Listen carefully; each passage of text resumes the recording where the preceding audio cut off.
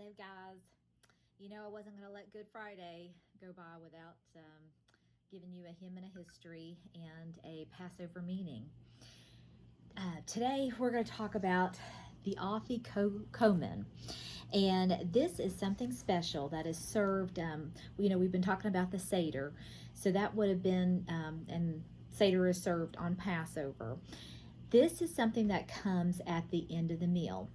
And it's called Afikomen. Afikomen means he has come. And what they will do when they bring out the matzah bread at the beginning of the Seder meal, they will take it and they will break it off into 3 pieces. And then it will go in here. And then this will go get hidden. And let me show you this. This has got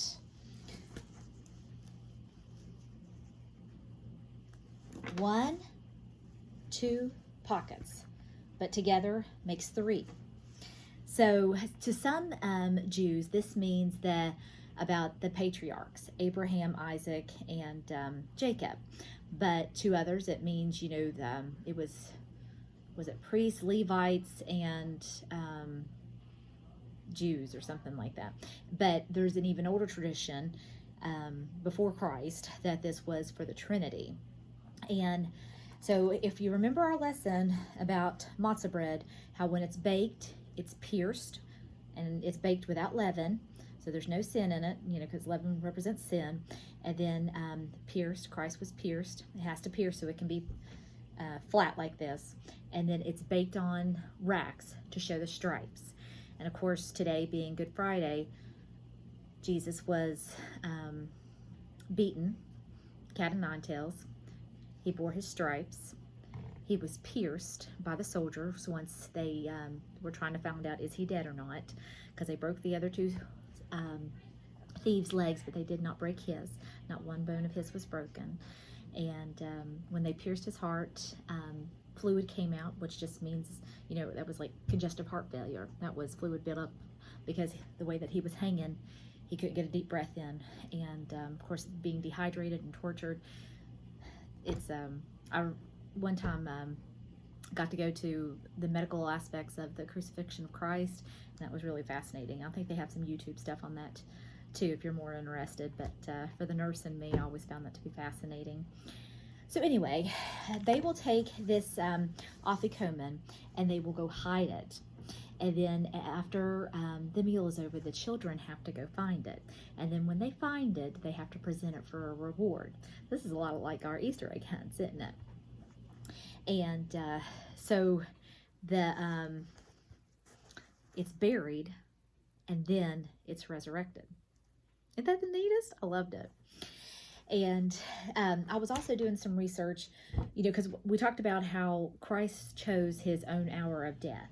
And he chose 3 p.m. on, Passover. So why 3 p.m.? Because that's when the Jews would sacrifice the temple lamb. That's when they would sacrifice the lamb for their sins. And Christ was our ultimate sacrifice. I think that's it that I wanted to tell you about that.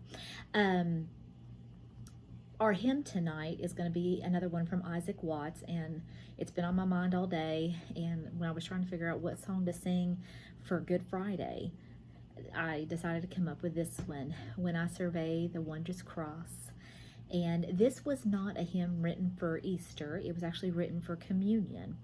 And Isaac, when he wrote this, he based it off of Galatians 6:14, the first 2 lines of it. And that was the first hymn to ever base off, to paraphrase biblical text, because we talked about how they love to sing psalms and direct words from the Bible, but not, songs. And Isaac brought that into the church with his many hymns, his hundreds of hymns that he wrote.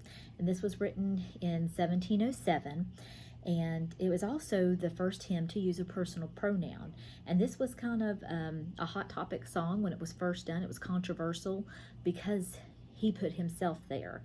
And I'm glad he did, because it's just something to think about on this Good Friday. And I would love it if you would sing it with me, okay?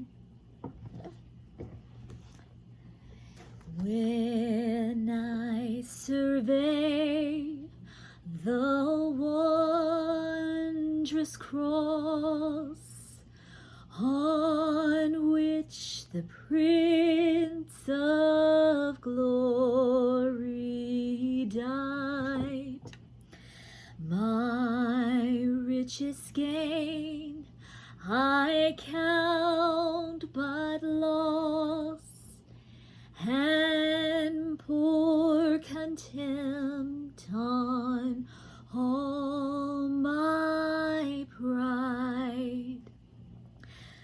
Forbid it, Lord, that I should boast, save in the death of Christ my God.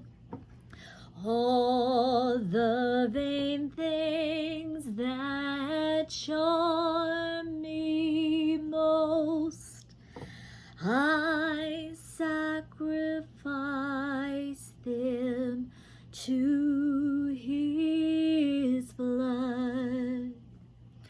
See, from His hands His head, His feet, sorrow and love flow mingled down.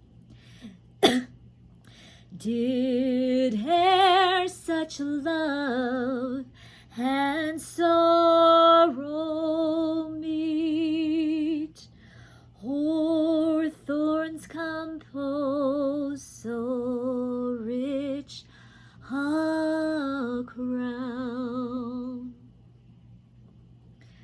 I know we have to, say things like Friday's here, but Sunday's coming, but we also have to think about His sacrifice on the cross and what He did, and because of Him we have hope. I love the resurrection, but we also have to take time out and think about what He did for us this day. So I hope you guys will do that, and I hope you guys will stay tuned because there's more songs and Easter's coming. Good night.